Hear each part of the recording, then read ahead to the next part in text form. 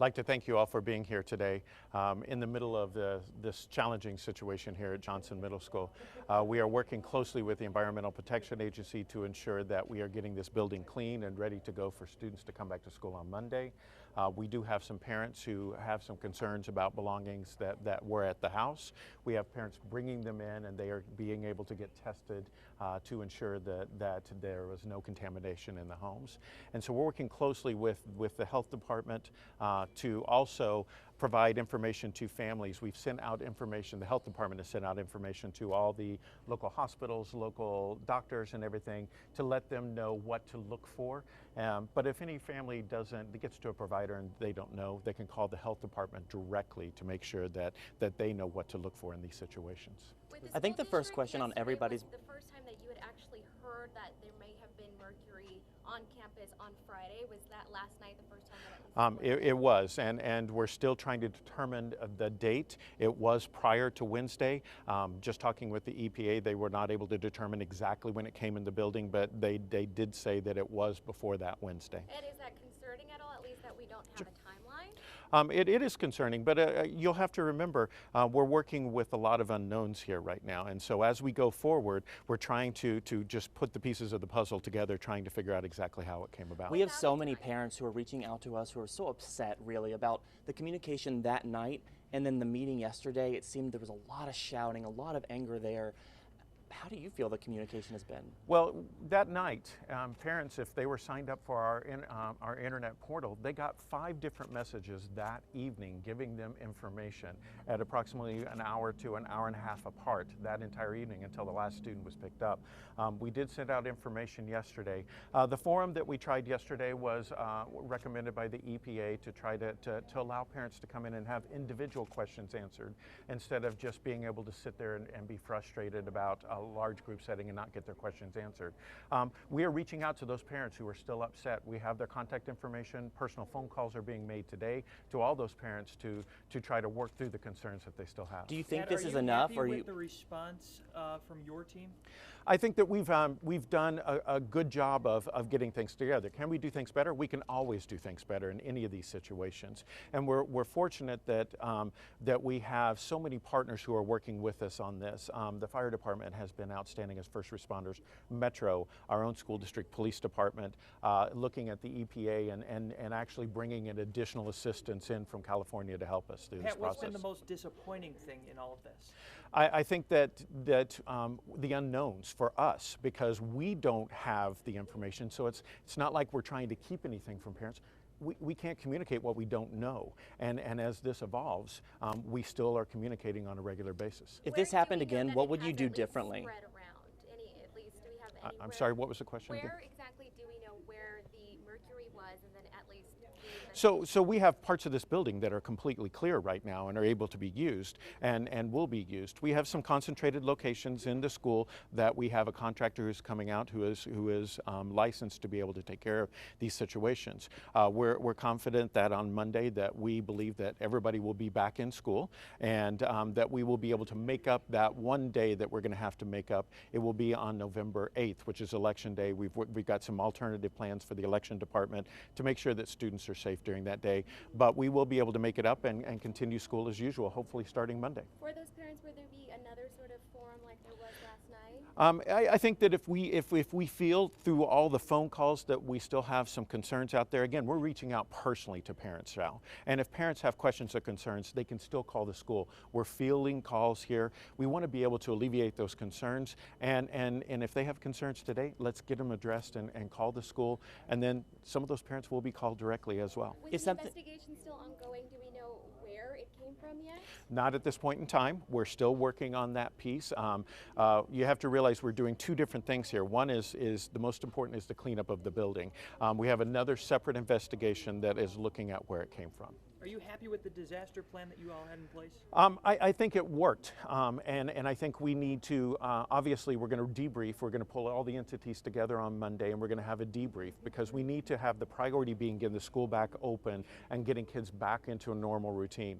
On Monday we'll have a debrief to sit down and talk with all the agencies about what could have happened, what should have happened, and how things can be improved for hopefully we'll never have a next time, but if there is a next time. What's your message to parents? Our message is, we understand the frustration. We're equally as frustrated because we don't have the answers to the questions that they are putting out there. What we really want to do, though, is have them contact the school. We'll sit down and talk with them. Again, we're reaching out to those parents. If they have questions about the health issues, call the health department directly, because they have trained medical staff who can provide the best information for them. Can you talk about, I mean, if something like this did happen again, we can clearly see some things went well, but some things really didn't. Sure. What kind of things, I mean, because a lot of kids are in school right now and they don't know. I mean, what kind of things would you already do differently? I think automatically we would have to prepare for the long haul. We had no idea how long this process was going to take. And with some of the situations, we would have made sure that we had the lights out here for the families, knowing that it could be a longer situation. We would have chairs and things. We would have more food brought in for the immediate issue that evening. We would have brought a sound system over from another school so that we can make sure. So those are some simple things that we could have done, but we had no idea how long this situation was going to take. And as the evening progressed further and we started realizing some of the situations just couldn't be rectified that late in the evening. Is it safe to say in some ways you were kind of caught off guard? No, I don't think that's the case. I think that the situation is when you are looking, we didn't know the extent of the contamination. The EPA was working on trying to get that information. So without information from the professionals, we were under their guidance at that point. Can you talk about that extent? Is it getting bigger and bigger because we have people coming and bringing stuff in now?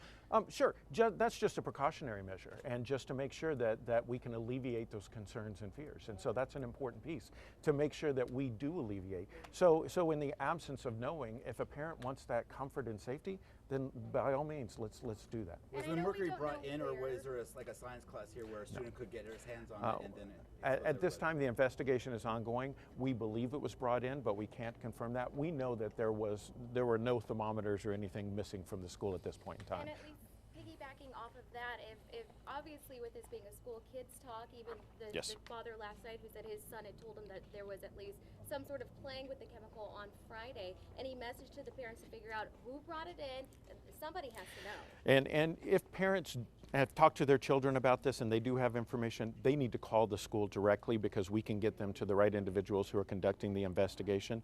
This is serious, and it is serious that students tend to think that they're protecting their friends when they're really endangering, other situations. And so we need to address where it came from, who brought it in, and how it was passed around, so that we can put preventative plans in for the future in this school and other schools. And I know there are areas of the school that have been cleared, but are there areas that are still at least not clear and also unknown that haven't been checked yet? No, every building, every part of the building has been checked, and right now we're in remediation, or otherwise I wouldn't say that we're going to open up school, confident that we're going to open up school on Monday. What happens to all the families' things? Because a lot of the kids walked out barefoot, they're bringing in more things. So we have 168 bags of student pieces that were cleared, and so right now we're calling parents. They're going to be coming to the front of the school to pick up those belongings and be able to take them home.